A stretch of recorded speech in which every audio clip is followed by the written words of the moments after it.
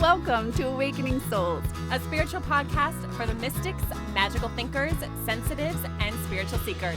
We are here to explore all things spiritual, from navigating your awakening, developing your psychic gifts, and so much more. Together, with our combined experiences, we hope to help guide you on your path to reconnecting with your soul and the beautiful life that comes after. So come join us on the magical journey of exploring your Awakening Souls. Hello, everybody, and welcome back to another episode of Awakening Souls. Candace here, Rose, Ashley, and Jennifer. And today we're excited to talk about a different topic.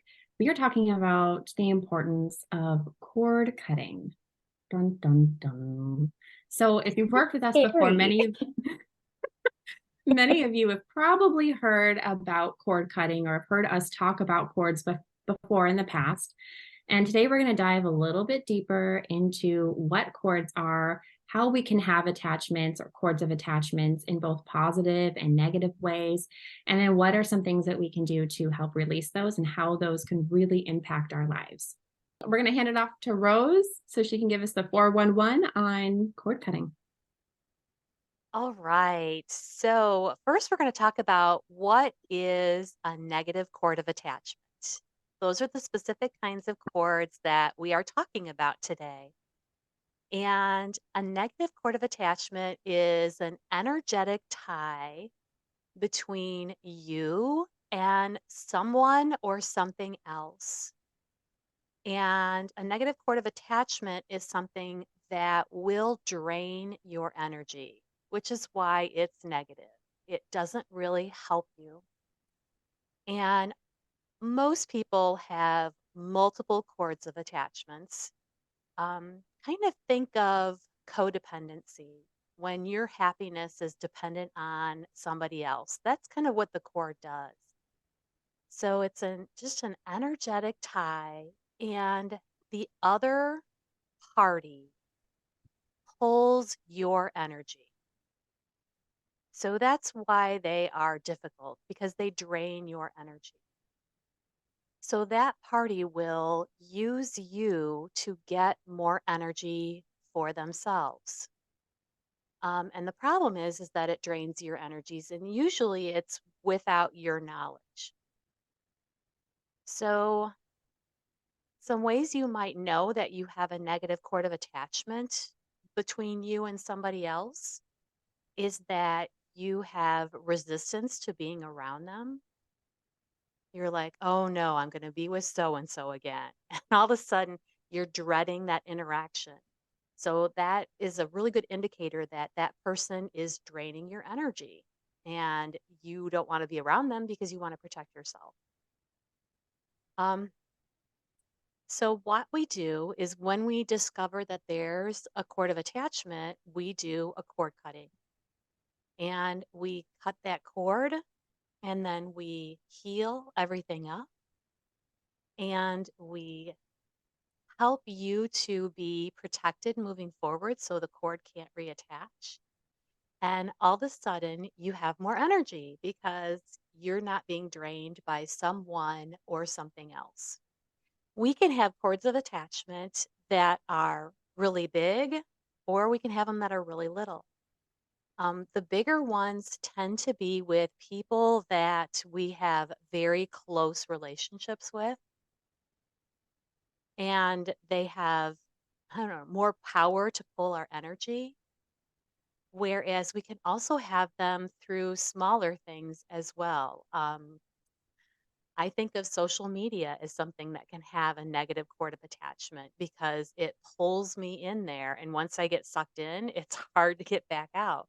So even though it can have positive things too, I have to watch out for that. So what are some different things or people that we can have cords of attachment that are negative between? Okay, here's my list. Other people to begin with, and that's probably the most common one that we notice. It can be really close relationships, or it can be people that are not so close to us. We can have cords of attachment between ourselves and places, a specific land, a building. We can have cords of attachment between us and cities or nations as well. All of those things can tie and pull our energies. We can have cords of attachment with institutions like governments, schools, religions, familial institutions. Money is another good example. We can have cords of attachment with ideas, belief systems, and social expectations. Objects can also have negative cords of attachment, such as spiritual symbolic idols. Think like a crucifix or a statue of Buddha. Family heirlooms can also.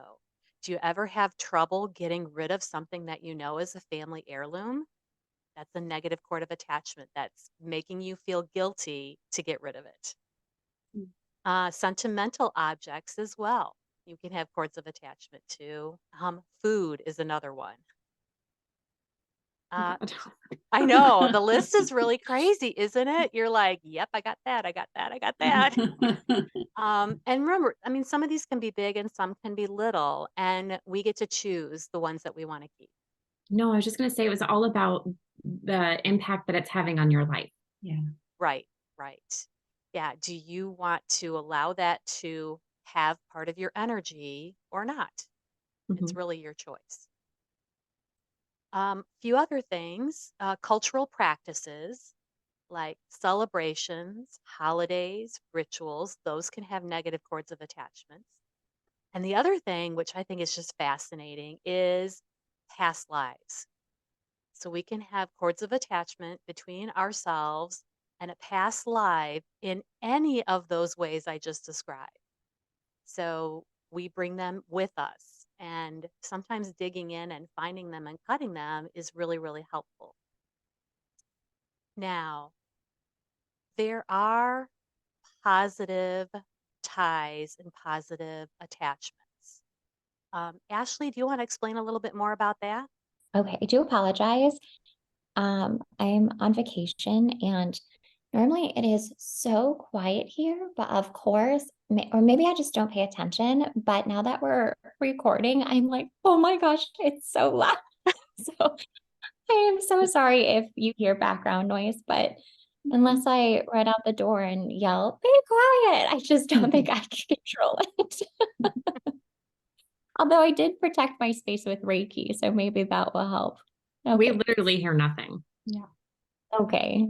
You know, whenever like I'm watching YouTube and people say like a disclaimer like that, I'm always like, I've never once watched a video and been like, oh my goodness, that background noise is so irritating. Never. So like, I'm always like, why are you apologizing?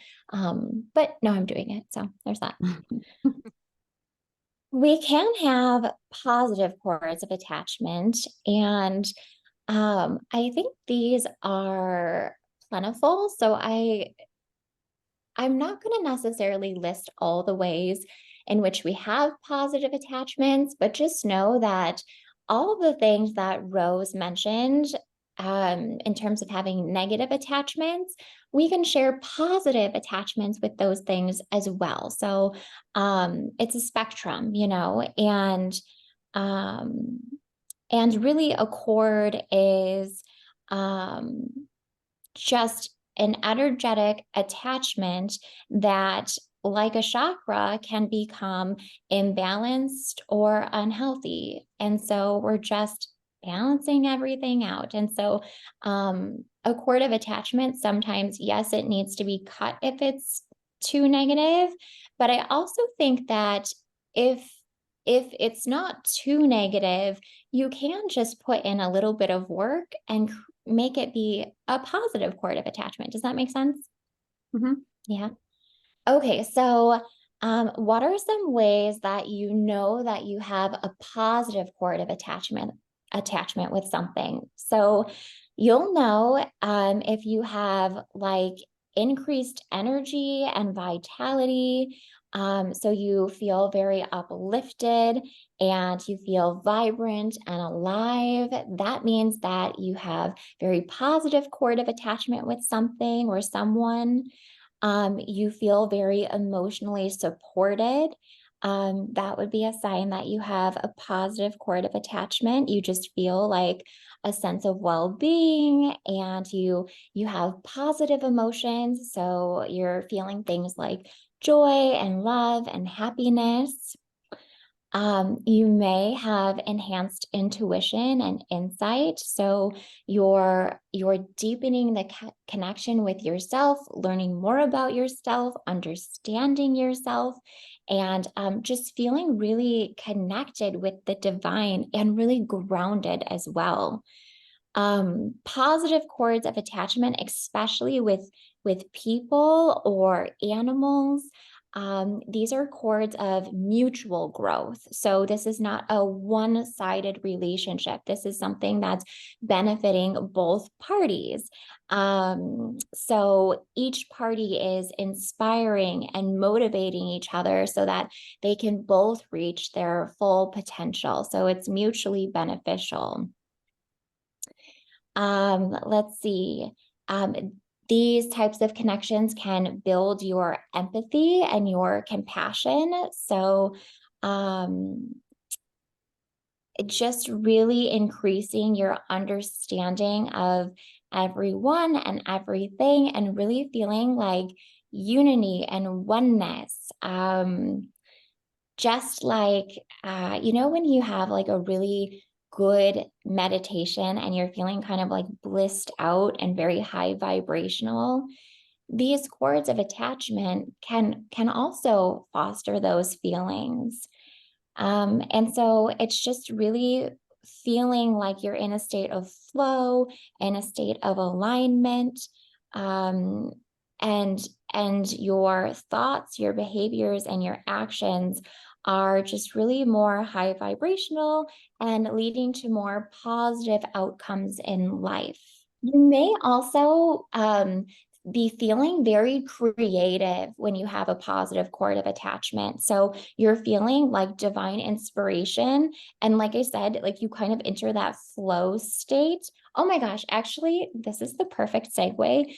Okay, hang on, let me find this question. I went to the spa the other day, and on the spa intake form, it was just for massage, but they asked a question. And I was like, this is such a good question. And I didn't have my phone. So I was like, memorize this, memorize this, memorize this. And it was kind of worded funny. So it was kind of hard, but I did my best. And so the question was something like this. It was like, what's something you do each day that makes you forget about your daily routine? So something that makes you feel peaceful and tranquil. And I was like, ooh, this is a good question. What's something that makes me forget about my daily routine that I do every single day? And I wrote down going for walks. I love my daily walk. So I prefer my daily walk to be with like other people or with Pippa, my dog. But even just walking by myself brings me a lot of peace and makes me totally disconnect from like worries and problems. So that's a very positive cord of attachment. And also exercise. I did not realize the impact of exercise until I made this connection yesterday. When I work out every day, my workouts are like just an hour of absolute bliss. I'm not going to say never, but it's rare that I feel more high on life than when I'm working out. Like so much so that I get so many like downloads while I work out. I just feel like myself in the best ways when I'm working out. And I was like, wow, that is a positive cord of attachment. And gosh, it is so important that I try and do that every day. And does it happen every day? No, but the impact I think is greater than I ever realized.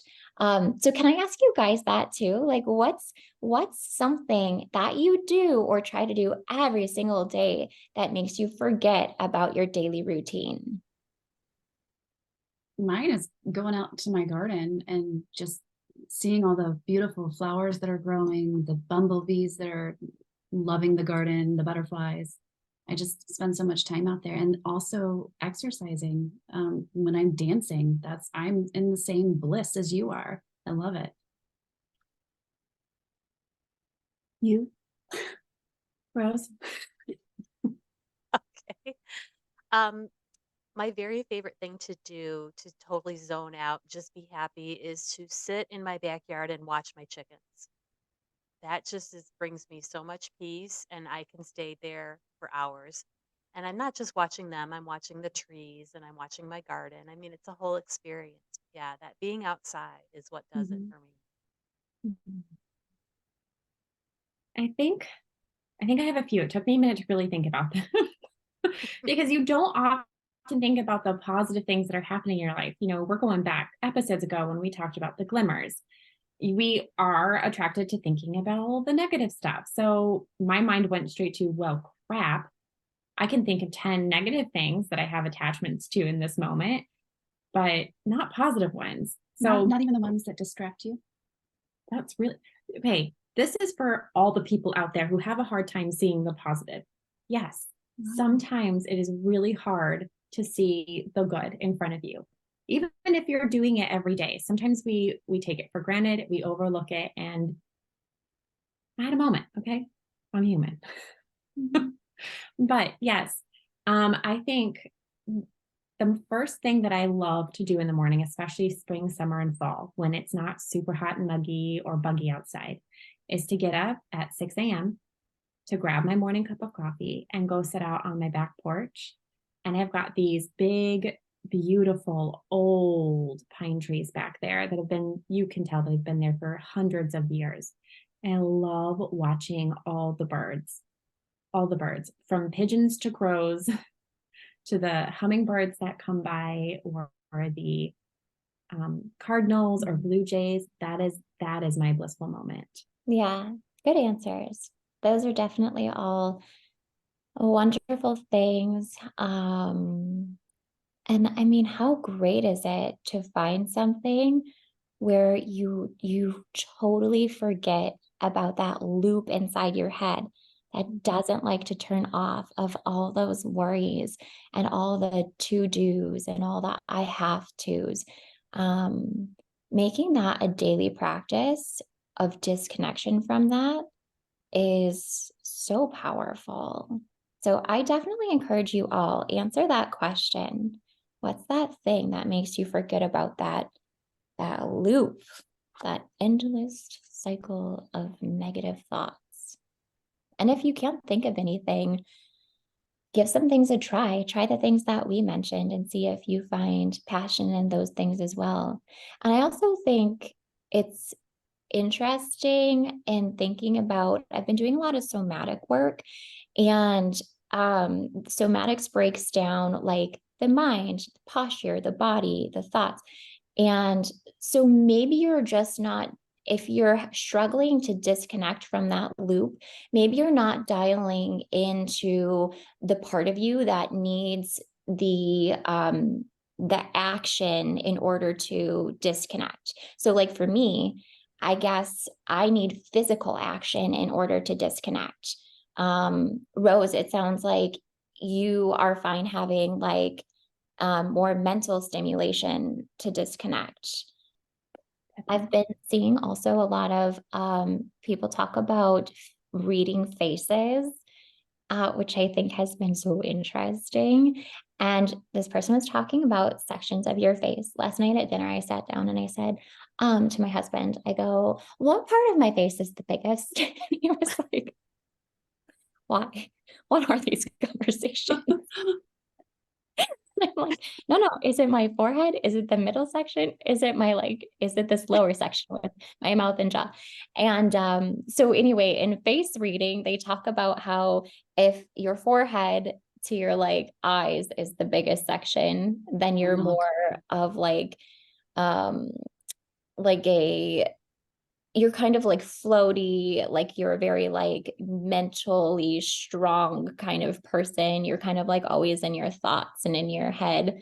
If it's like the middle section, then it has to do with something else. And if it's in your jaw, like if it's your mouth and jaw, that's the biggest, then you're more like physical, like material, kind of that sort of thing. And I don't know if this relates to like what we're talking about necessarily, but I did think it was interesting because I always thought that I have a really large forehead. My mom also, like I have a forehead like my mommy. And I feel like I am always like head in the clouds floaty. So I was like, I feel like this works for me. Anyway, tangent. This lady was talking about how though, like facial features have so much impact on our personalities. And like so much so that when people get like work done, often their personalities will change. Yeah. How crazy is that? Interesting. But sometimes it's positive. Okay, I was just going to ask for the better. sometimes I'm not advocating for any people getting work done. You do you. I don't care. I'm not judging. I'm just stating what she said. But she said like sometimes if you like do certain things like within this like mental space, it's been like shown to decrease like depression, which is crazy. And again, there are other things that you can do for depression. Please do not run out and get Botox unless you want to. I am. I'm not for it or against it. Again, everybody has to make themselves happy. But I just thought that that was so interesting. Or if like you get like your lower lip like injected, it's the lower lip is the masculine lip, so you can have more masculine tendencies. Or if you like even with lipstick, if you like, so she was saying like Kim Kardashian smooths out her Cupid's bow, and that leads to people thinking that you are more like confident and like sort of like prideful. Yeah, so like makeup can alter like your, I know it's a whole new world that you can like go down the rabbit hole of one day, but it was so interesting. She was reading like people's faces who like celebrities, and like they're all so interesting. Because I've thought about this before, like as you get older, your face changes.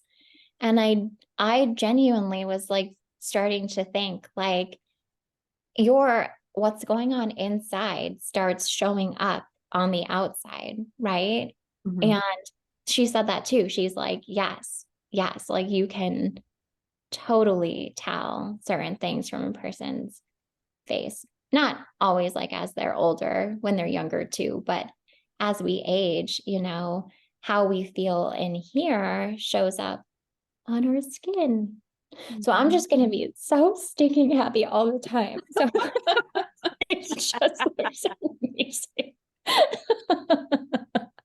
That's why it's so important though to have these conversations about, you know, shifting the way that we're thinking, about cutting negative cords of attachment, about focusing on the good things that are happening in our lives or the things that bring us bliss, because it is changing our internal state. And when we change our internal state, it is reflected in our physical world through the way that we look and through the physical things that come to us through manifestation or just in our environment in general, and especially reflected in our relationships with people.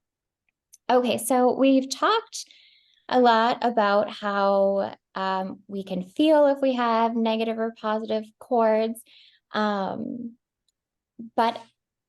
I was having this conversation with a woman after a session maybe 2 weeks ago, and we both just had this like light bulb moment where we just looked at each other and we were like, oh my gosh. Because she was talking about how she was really struggling with her kiddos, especially her daughter. And her daughter really her daughter's a lot like her. but also not like her in some ways. And so she was struggling with like letting go and letting her daughter explore herself and understand herself and kind of like be her own human. And she was like, I've got to like cut the cord. And I don't know how we got here. I don't know which one of us said this. It could have been her. I want to give her credit if it was her, but anyway, I don't remember. We were like, well, what's the first cord that you cut? The umbilical cord. You literally naturally cut a cord as you come into this world. So you cut the cord and you separate yourself from your mother so that you can grow on your own.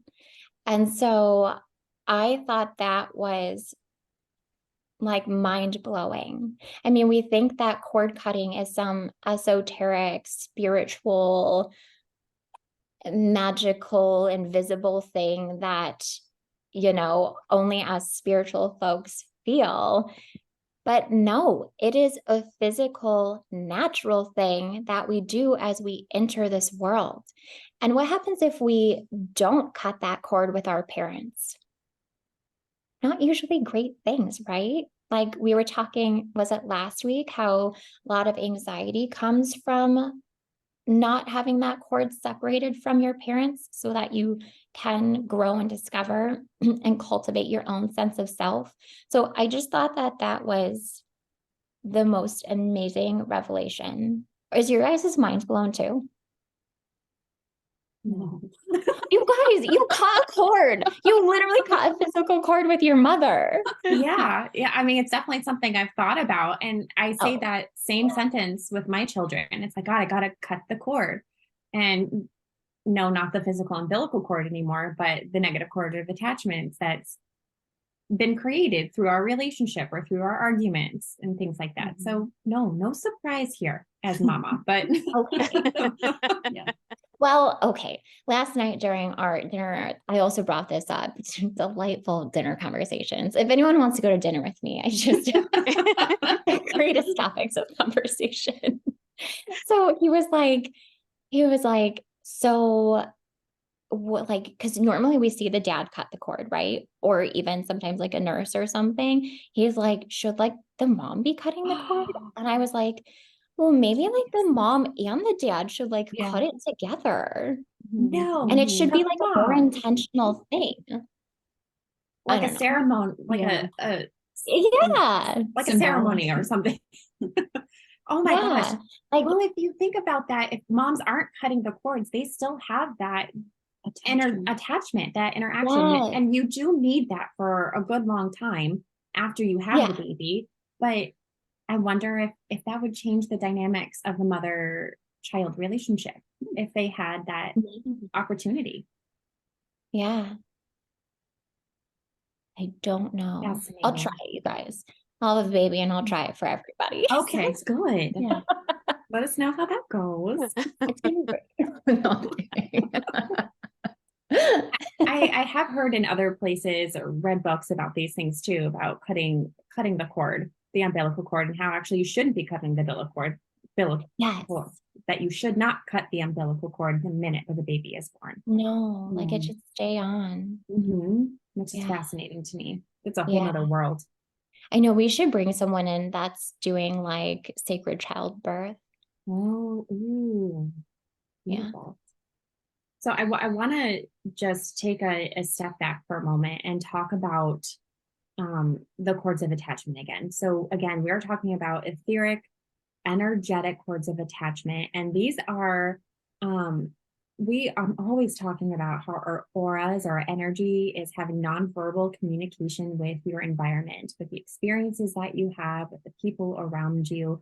And when you're interacting with people, interacting with certain thought patterns, even that you can slowly create these cords of attachment through relationships or through like constant thought patterns. And in negative cords of attachment, often it is associated with having negative feelings towards the person or towards the event or dread, as Rose said. So those are little key points here to pay attention to. Like, what am I feeling when I'm thinking about this thing, this object, or this person? Does it feel healthy, or does it feel like I'm holding on to some negative, low vibrational feelings like anger or resentment?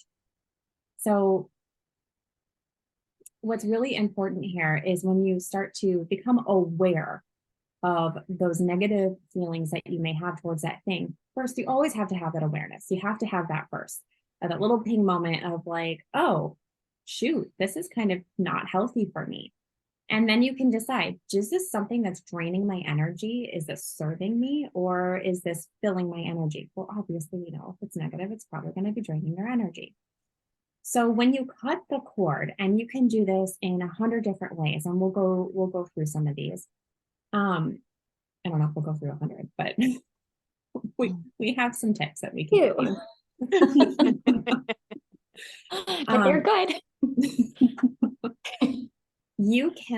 What you're doing is you're consciously deciding that I no longer want to continue to repeat these patterns or these emotions with this person, object, place, or thing, or whatever. And so you cut the cord, you sever the tie between you and that person or thing. And you say, I want a clean slate. I'm all done with this pattern. So what you're doing is like a deep clean for your energy, which I just love that metaphor. You got to get rid of the old to bring in the new. So when you're cutting the cords, you are consciously and energetic releasing these cords, freeing your own energy, your mind, and your body from any negativity associated with that person, relationship, place, past life, whatever. And remember that these cords do not serve us. They are draining the energy and keeping us stuck in those old patterns. So by cutting these cords, you're saying, I no longer want to participate in the negative cycle. And therefore, I hereby terminate this energetic contract that I have made. And I call back all of my energy, all of my power, so I can heal from the patterns of negativity or toxicity. Does that make sense?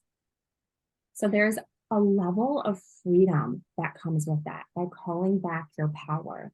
And it really does have this internal shift within yourself, and often comes with forgiveness for yourself and the role you played in that relationship, or the pattern that you played in your life that kept that cord of attachment alive.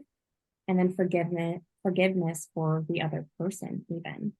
And it's just a way of letting go and giving yourself that clean slate. And it could feel, once you have let go, like a sudden courage to maybe set boundaries with that person, or to actually have the courage to let go of the relationship, or let go of the pattern that has been harming you. But it's doing it with a really loving approach for the situation or the person. Yeah. Like, we're going to talk about cutting cords with candles. And when you cut cords with candles, you have one candle that represents you and one candle that represents the other party, be it an idea, a person, a place, a thing, an event, an experience. And first of all, you pick a color candle. And so whenever people are picking their colors, Rose and I always laugh because everybody's always drawn to like the darker colors for like the other party. And we're like, no.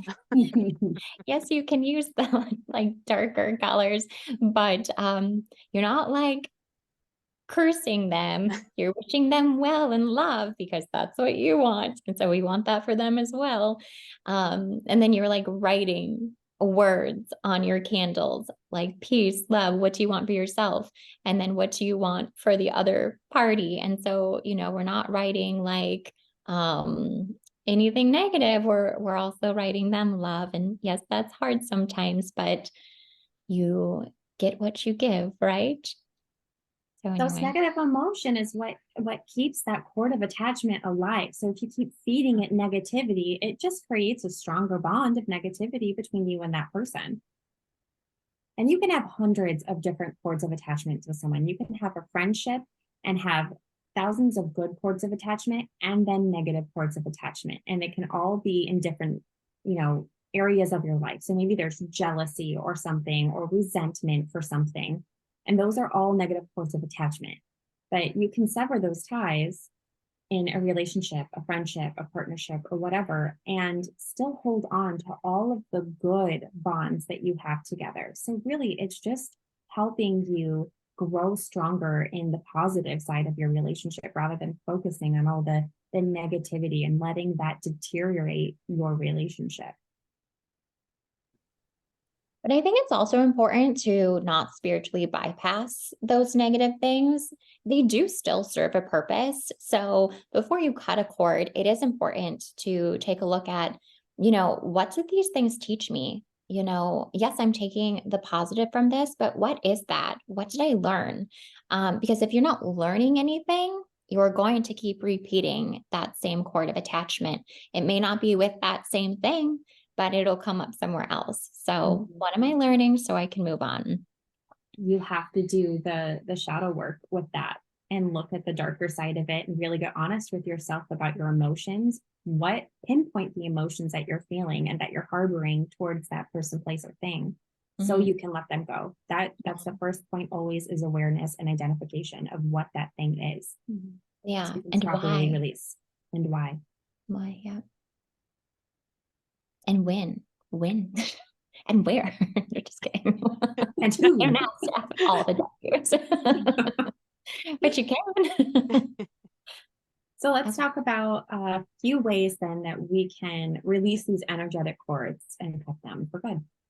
The way I like to use for myself, now when I cut cords with other people in Reiki sessions or past life regression, I'm using other methods, but for myself, I like to use candles and do a little ceremony with little, we call them chime candles, because you get to lay everything out, you get to very physically see it. Apparently that means a lot to me. I need to physically do something, see something. Well, that's And helpful for a lot of people to have that Yeah. visualization Yeah. in the Yeah. physical. Yeah. Yep. So if you want to do a candle cord cutting ceremony, I'll explain it a little bit, but just know that if you go to our website, sanctuaryreikicenter.com, and you scroll all the way to the bottom, there's a resources tab, and you can download a free PDF that lays this whole process out for you. So you can just download it, get the few little inexpensive supplies, and move through it yourself. But the basis is that you get those 2 candles that I mentioned before. You get to pick your fun colors. So chime candles come in tons of different colors, from pink to white to yellow to blue to green. So love that part. Maybe that's why I like doing this, is because you get to pick a fun colored candle. So anyway, if I do one for myself, I usually pick a pink candle, but that's just me anyway. Do you guys pick a similar color candle every time you do it? I've never done it with candles yet, so Oh, really? I haven't had the opportunity to pick my color. If I could, I'd probably be yellow. Oh, Yellow's my favorite color. unexpected. I like yellow though for cord cutting because it feels like you're becoming like sunshine. It's very positive light. Rose, what color do you pick for yourself? I always pick white for both myself and the other. I just feel like that brings in divine energy and that makes me happy. Yeah, You that's would. good. Jennifer, what color would you pick for yourself? Blue or purple. Blue, purple, yeah. Okay, good. Okay, anyway, so you get your Can candle. you have a rainbow candle? I wish. Just get all of the things. I'm sure it's out there. Sparkles. Oh, That's what I would choose. actually, so when you get your candles, you get your little candle holders, and I mentioned how you're going to carve in different things on the candles. So one of them, you're carving your name and some positive words, and the other one, the other person's name or the name of the situation, and some positive things. But then usually you'll like rub your candle in like an essential oil or like an herb mixture. You don't have to do that. Sometimes I don't, because I don't know, I just don't, you guys. But Save some time. a nice thing to do. But maybe I'll just start rolling my candle in glitter. Oh my gosh, yes. Yeah. Essential oils and glitter. Yeah, that just feels right. So, It would make it more fun. yeah. Anyway, okay, so you have your candles, and then you tie a twine string between the two of them, representing the energetic cord. So that's great. So you get to see that physical representation of the energetic cord. And then you're going to answer some questions that are on this PDF. So it walks you through finding the positive. What do you want to release? What do you hope will come from this? All those really important things. And once you've completed filling out that form, you'll begin cutting the cord. So you light the candles. So you light your candle first, and then the other person's candle. And then you light the cord in the middle. So you light the twine, and then it travels back to the candles. And then eventually the candles start to melt down. But the most fun thing about this is the way the cord detaches, the way the candles burn, the way the smoke and flames rise, all tells you so much about your experience with whatever the other thing is. So this is partly why I like this method so much, because you watch your candle burn, and if your candle is steady and just kind of patiently burning with not much going on, then you know, wow, I was really ready for this. And wow, I really did the work I needed to ensure that I'm in a place of positivity to be detaching from this thing. Now, if either cord is like, sometimes they'll spark, or the smoke will get like thick and cloudy, or they'll like burn all wonky, or they like won't light, or they won't burn at all. It'll take like 3 hours for this tiny candle to burn. Those are telling you things. Those are telling you how the other party is feeling about that cord being removed, or how you're feeling deep down about that cord being removed. So I love that part of it. Actually, this is so funny. I was cutting a cord with something not too long ago, and I started this process at like 9 a.m. and I had to go to the gym at 11 a.m. And I was like, this is not going to take longer than an hour. It just really never has for me. And by like 10:45, the one candle from the other party still hadn't gone out. It was still like this big. And I'm like, oh my gosh, what am I going to do? Like, I know I could blow it out and then relight it when I got home, but I just don't like that. I like starting it and completing it all in one energetic swoop. So I put the candle in a cake pan, like a glass cake pan, and I took it to the gym with me. I gave it to the gym attendant, the front desk person, and I was like, "Hi, can I leave this candle here so I can continue burning?" And of course, I always use like beautiful colors of candles, but this time I was using a black candle, so I just gave Witchcraft. black candle that's like dripping wax everywhere with like this twine string around it. And I'm like, just can you keep this here so it can finish burning? And they were like, why? And I was like, it's just better if you don't ask. And I thought it was like they thought it was fine, but then the other trainers started getting really freaked out and they were like, we can't have this here. And I was like, I don't know what you want me to do. Like, I'm like, I can't put this in my car. And they're like, we think you should. So what'd you do? Did you? No. I You put made it them keep outside. it? Oh. Yeah. I put it outside. But like I was like 45 minutes into my workout. So this darn candle had been burning for like 3 hours at this point, and it just would not go out. And yeah, so finally by the end of my workout, it was finally out. But goodness gracious, like just wouldn't go out. So that's the most bizarre cord cutting that I've ever done. But normally they're like an hour.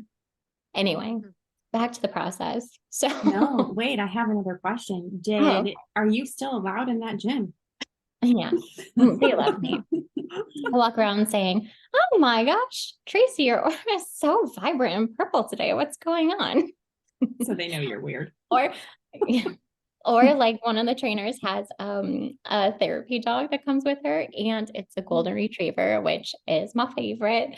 So my trainer was on vacation the other day, and so I got to train with her for the first time.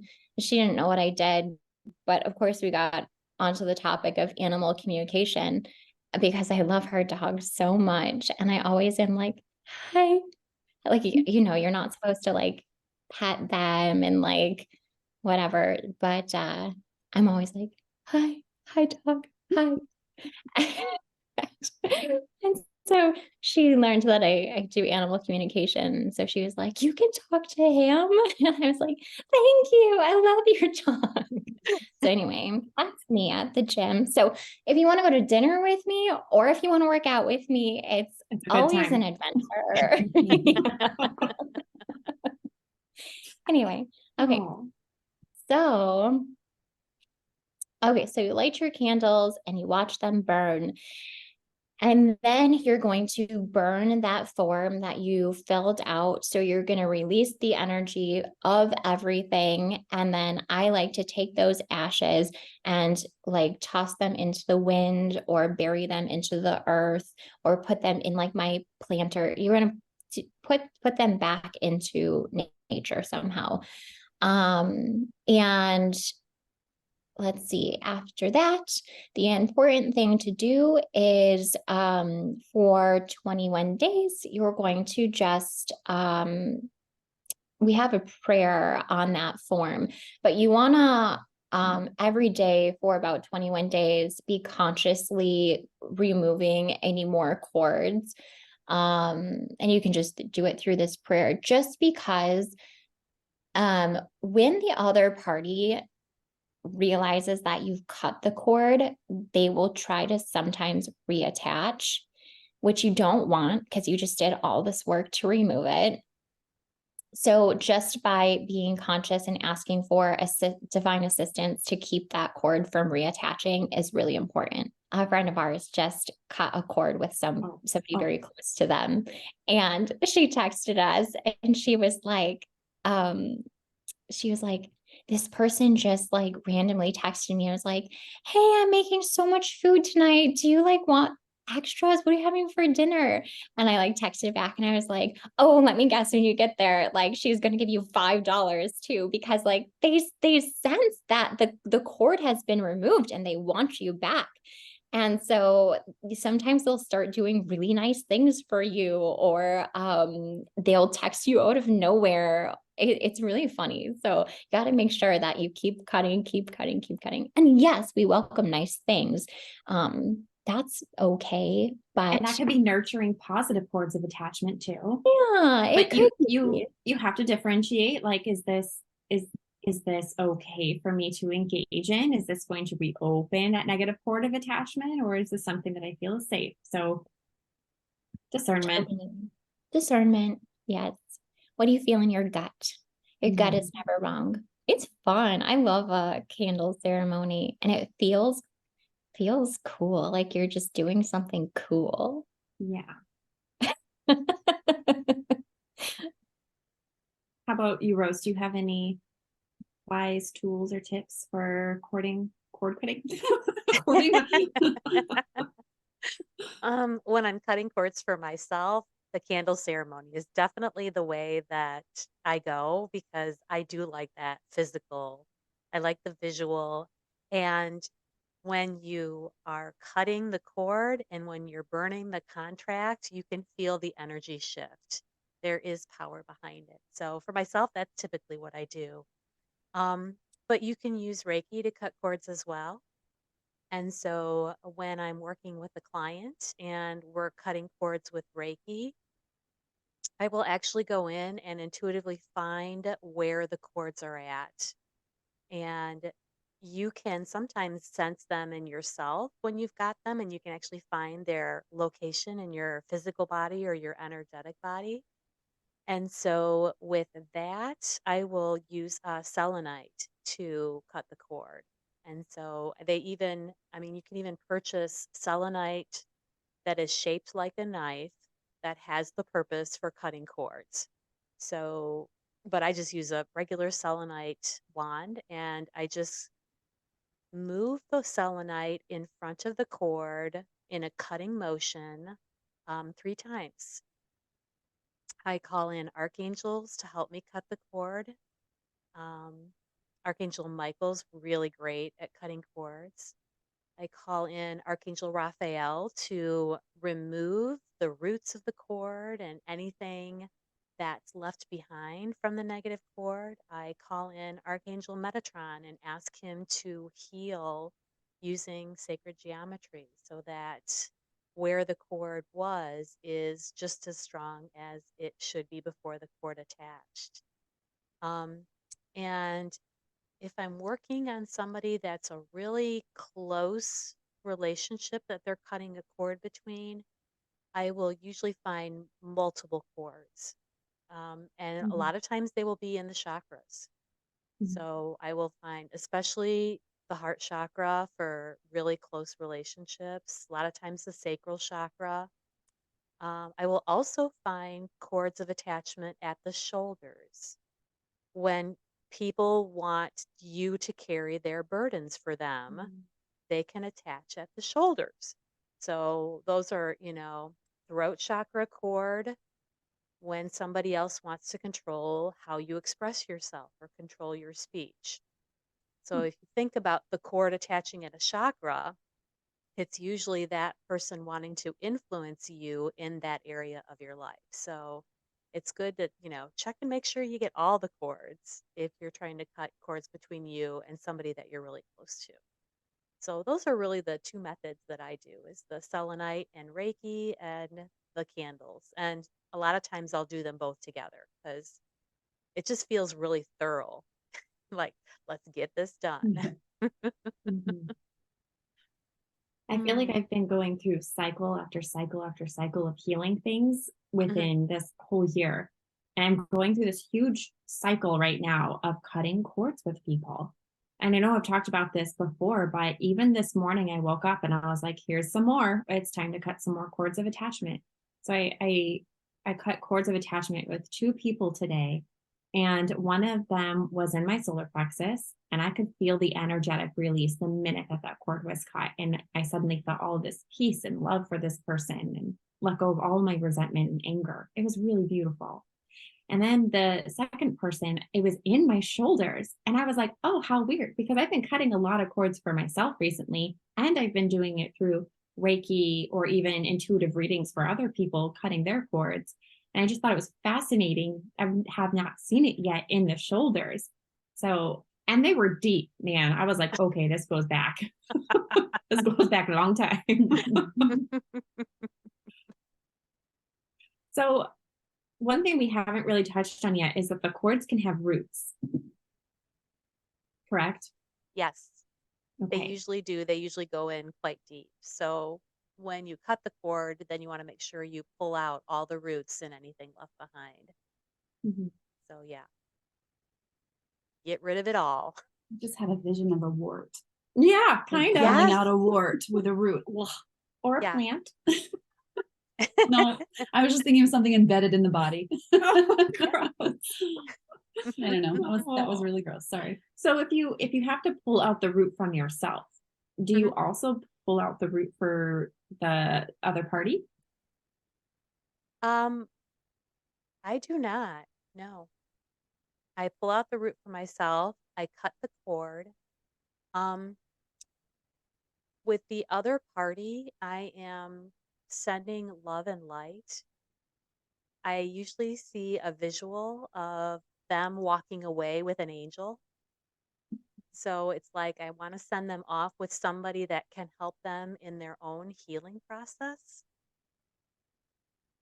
But it's like, it's not my job to heal them. It's only my job to heal me. Mm-hmm. And so once I cut that cord, I'm saying we're independent of needing each other to heal. We are independent of needing each other to get energy. Because I don't want to be pulling negative energy through somebody else either. Every single person has their own divine connection to source. Every single person can pull in their own energy from source. So by cutting those cords and just then kind of walking away, I'm acknowledging that they can do what they need to do if they choose to. It's that free will again. It's, you know, and like they haven't given me permission to do healing on them. So I don't do any healing or any reading of people unless I've been given permission. And so that's kind of another thing too. So that's my thought on it. Okay. Well, now I've got 100 different things. So I'm like, well, shoot, more cords with the way I eat, with exercise. I'll be so healthy after this. That's our goal, though, right? Oh, all right, everyone. Well, thank you so much for tuning in again and listening to this fun conversation. We are going to segue now into another mystic moments. We are so thankful for all of the responses that we got in our last mystic moments, all of the entries that we got for the pets who wanted to be read.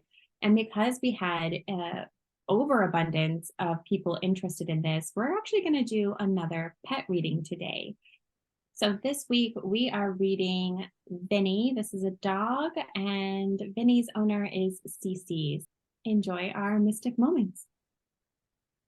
All right, everyone. So I hope you enjoyed our conversation today. And without further ado, we're going to segue into our mystic moments.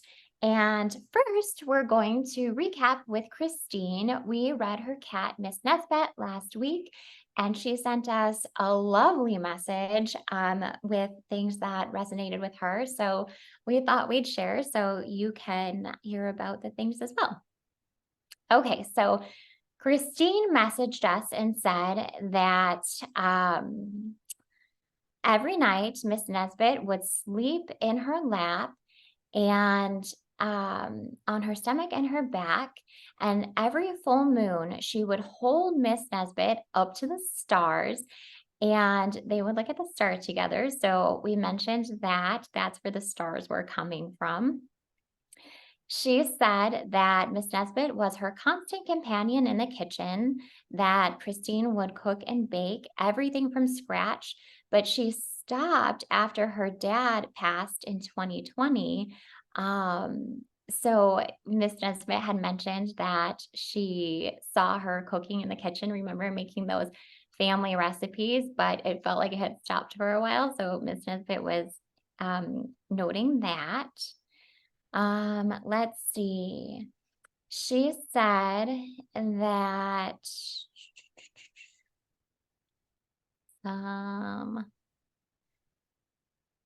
when she is in her kitchen, she still sees and feels Miss Nesbit rubbing on her legs. So I think a couple of us mentioned that. She said that she has an Amazon parrot and she thought that Miss Nesbit wasn't super crazy about the parrot. Because I think a couple of us had mentioned that there was another animal that she wasn't super fond of. So she was talking about that bird. Let's see. Oh, I had mentioned that I was getting the smell of hot dogs, and that it was like a really important message, but it was just the smell. And so Christine said that her dad, who passed away, his favorite were hot dogs. And so she says that now she takes care of her dad's dog and makes her dad's dog hot dogs. And so it's like her dad was coming through and acknowledging that he knows that she's taking care of his dog, and he's reminding her of his favorite food. So I thought that was really sweet, and that tells me that Miss Nesbitt is with her father and that they're peacefully okay. Let's see. And then Candace, you had mentioned white horses, and she said that during her wedding that happened after Miss Nesbitt had passed, she had a horse-drawn carriage with white horses.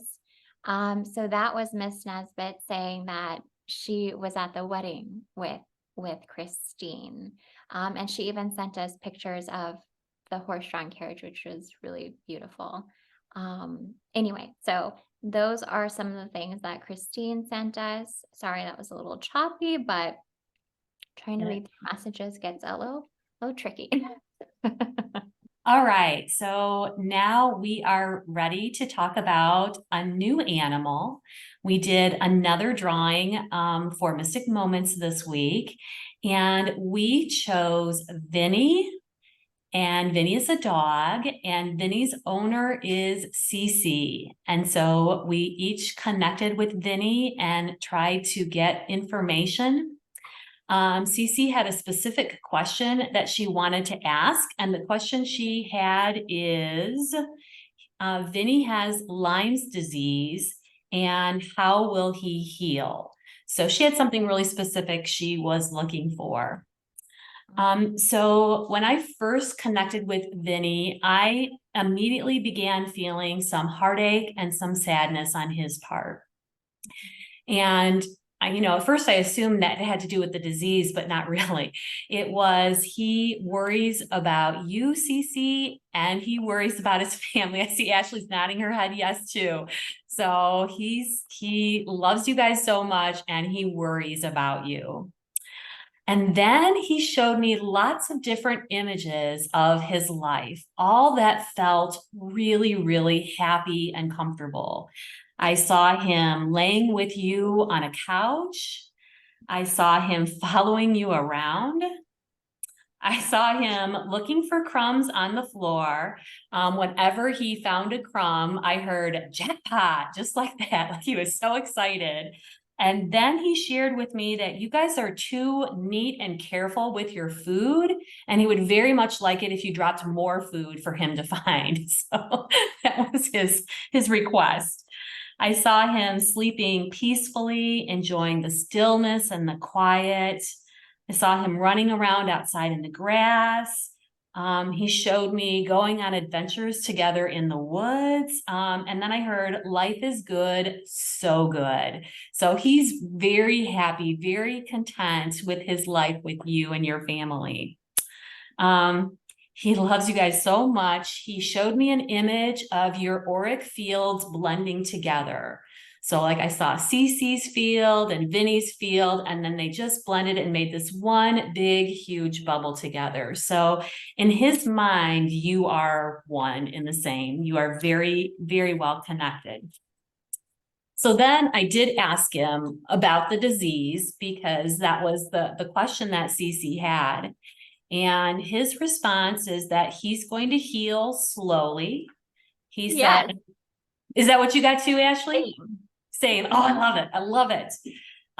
He said it's taken a toll.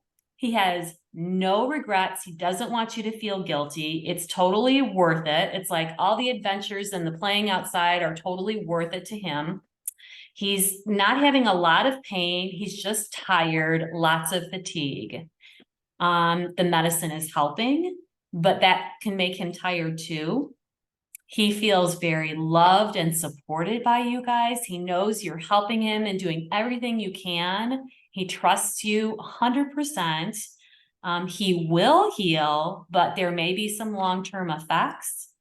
And he will get to a place where he's comfortable and he's contented.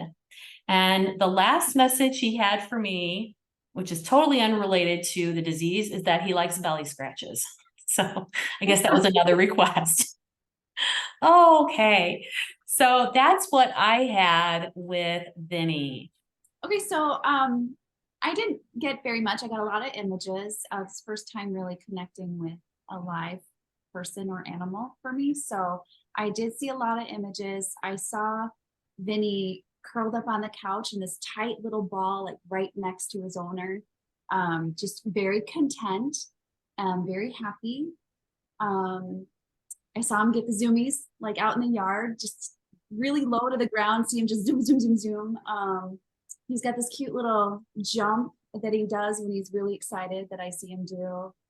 Just cute little, I don't know, it's hard to explain, but he's just so cute and happy when he meets someone.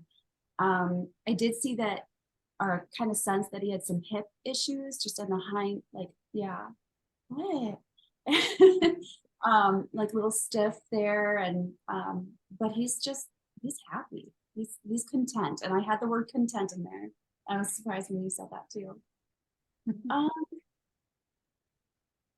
and I sent him some Reiki healing, so I hope that helps a little. I didn't really get much from him on an answer, but it's funny because when I first saw his picture, I thought it was my dog, and my dog's 105 pounds. Oh, actually 110 pounds now. But he's white and fluffy, and from far away, it looked like my dog, and my dog had Lyme's disease, and he's fine now. The medication helped, so I hope the medication helps him too. Wow. I love that you said hip pain. So in the image that I got, I went to scoop up Vinny, like to greet him, and I grabbed him around his belly and his hips, and he nipped at me as if in pain. And I was like, oh, okay, you don't like that. So I don't know if Vinny is a little touchy when it comes to people picking him up or touching him around the hip area, around the stomach area, but that's what I got. And sometimes when I start doing animal communication, if the pet does not feel familiar with me, they tend to be a little bit moody with me. So it takes time for me to like get to know the dog or the animal before they fully allow me in to have a conversation. But yes, I was getting a lot of the same images. I was seeing him rolling around in the grass. I did see him walking through the woods. He actually showed me this on several occasions. And then I wanted to get down to the nitty gritty. I was like, let's get down to the Lyme's disease. So let's skip the fluff. Let's move into the root. And he showed me many different things with this. It seems like he's probably had this for quite some time. It did feel like maybe he was bit by a tick a long time ago, and he did show me an actual tick. So I actually didn't read that in the comments when she submitted. I saw Lyme's disease, saw the dog, and that was it. I assumed tick, but I did get a vision of the tick. And it did seem like it came from when he was in the woods at some point. And then I asked him, because he showed me like that it felt like a long time from when he got bit till now. He showed me a lot of different images that were kind of confusing. He showed me a shelter. So I don't know if maybe you adopted him or rescued him, and maybe he got bit before you rescued him or shortly after, but that came up. So then I asked him how we can help him heal from Lyme's disease. And he says that he's having a lot of inflammation, especially in his joints. He's very tired a lot. So he is uncomfortable. And it seems like there are days where maybe it gets worse, where he has flare-ups, and then days where he feels better. So I asked him about his diet, and he said, my diet can be improved. it's funny, I actually did see them feeding him table scraps. So I don't know if maybe they like to feed him after they're like done with their meal, but the vision I got was like pizza crust, like just giving him a little bit of the leftovers after they're finished. And he was saying no more of that. He's like, yes, I enjoy it, but that's causing my inflammation. So I asked him about what foods were going to be good for him. And he said things that were rich in vitamins and nutrients and iron. Yeah, he said lots of green veggies, collard greens, carrots, green beans, herbs, broccoli. And then he was like naming all of these herbs: rosemary, mint, thyme. He said homemade natural foods, coconut, turmeric for inflammation. He said no corn, no dairy, and no wheat, no more pizza scraps or scraps from your food, because that's causing some of that irritation and inflammation. And then as far as meats go, he said lean meats, chickens, lamb, salmon, and then beef on occasion. And then, he also said lymph massage, like your lymph nodes. He said like a doggy massage of like draining the lymph nodes to get rid of toxins in his body. I thought that was cool. When I connected with him, he was happy, but he looked sad, and he kind of shrugged, and he was like, I'm happy. Like, stop like acting like I'm sad. He's like, even when he's kind of tired and looks a little sad, he's still happy. So for his family that kind of sees him just tired and resting, they may kind of like cater to him and be like, oh my gosh, like he's so sad. And he's like, no, I'm happy. I'm just resting. And so it's kind of like he was telling me, when you kind of like swing in and you act like he's sad when he's not, it makes him wonder if he's okay. And he showed me kind of crying, and it freaks him out a little bit. So again, we're not like bypassing that he's feeling different emotions. And sure, he's not happy all of the time, but he is happy. And so if you're kind of perceiving him to be sad when he's not, and then getting upset about it, he can feel that, and it worries him. So that was one thing he said. He noted at his digestion, and I was feeling like my stomach bubble a little bit, feeling like I kind of really needed to go to the bathroom. So he is feeling some things happen in his gut. I was smelling, I get this very distinct smell that represents either a virus or a toxin. And so in this case, this is talking about something needing to be excreted and cleansed out of the system. And so he made me think of herbs. And I would recommend, there is a woman I've worked with a lot in the past. She has a website called Herbs of the World. So Herbs of the World, her name is Laurel. She is amazing. She will, you can look up her website, email her, ask her, explain your situation, ask her for her advice, and she will set you up with whatever you need for herbal holistic healing to help him excrete this from his system. She's fantastic. So anyway, I asked him how he would like to heal, and he showed me a turtle, and he said slowly, which is probably not the answer that you're craving to hear, but that's what he said. I want to heal slowly. He wants just nurturing support. He wants loving words. Oh yeah. Oh, I skipped my notes. I went to the last page. Okay, I'm going to backtrack a little bit. In the beginning, one of the first things he showed me, after he showed me the thing about the happiness and the sadness, he showed me a bug. He showed a big bug, and he's like, bug. And I was like, I know, buddy. But then he said, oops, I'm sorry. Like, he really wants to tell his family that he's very sorry.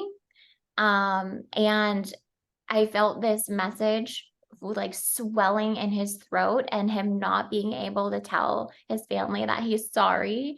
Now, of course, we know that it's not his fault and nobody's blaming him. You're only loving him, and he loves you so much. And I know you all love him so much. But just like humans, when something happens out of our control, we also are like, I'm so sorry. So I just want to deliver this message. Cece and family, he's sorry that this happened. And I'm only delivering that message. That's that, even though I know and we all know that it's not his fault. He just wants to say sorry. Okay. And then he said, we were talking more about his healing path. And I reassured him, your family is taking care of you. And he knows that. And he showed me the sunshine coming out, and I felt that warmth of the sunshine. And he's like, I have so much hope. He was showing me like rainbows representing like miracles. He's like, I know, I feel so hopeful. I do feel so taken care of and loved. He is so happy. He's just experiencing some physical symptoms, and I know that you guys are working on that. But I also, on a personal note, I didn't know, Jennifer, that you had dealt with this, but when our dog Ella had gotten sick, the vets, the many vets that we had gone to were thinking Lyme. We were thinking Lyme because she had gotten bitten by ticks a couple times. And every single vet was like, it's not the same in humans as it is in dogs. It's different. It acts differently. So every vet was like, it's an antibiotic. They take it and it's treated very differently. So I hope that gives you hope as well. I'm sure you've heard that from vets already, but I just want you to know that in the many vets we talked to, it was the same consistently. Every single vet was like, it's not the same in dogs. Well, I still think it's very scary, and I'll admit that, yeah, it's scary, but I want you to have that hope and that peace. And yes, contact Laurel, literally email her. She will get right back to you and be like, this is what we need to do, blah, blah, blah. Let me ship it to you. And she's great. I've had her dissolve fatty masses from dogs with herbs, little tumors from dogs with herbs. So she's wonderful. Anyway, that is what Vinny had to say. I sent Vinny some healing as well. So I hope that he is feeling nice and loved and peaceful today. All right, everyone. Thank you so much again for listening to this podcast and to our new segment, Mystic Moments. I hope that you gained something from this episode today. Please, if you are wanting to have a reading for Mystic Moments, go check out our social media pages at Sanctuary Reiki Center or Awakening Souls podcast. We are doing a new reading for next week. We're going to be doing a mini Reiki healing. So if you are interested in receiving a little bit of Reiki from us, go ahead and take a look at our social media accounts and stay up to date for when we'll be doing this one. You're going to enter in your name, and that is that. Please don't forget to leave us a positive review. Your reviews mean so much to us, and they help us get the word out about what we're doing and the conversations that we're having. So share with your friends and family and leave us a positive review. Don't forget to follow us on Instagram at awakening_soul_podcast. Or if you're looking for more one-on-one work, you can reach out at www.sanctuaryreikicenter.com, or even follow us on Instagram at Sanctuary Reiki Center on Instagram or Facebook. All right, y'all. Peace. Bye. Bye.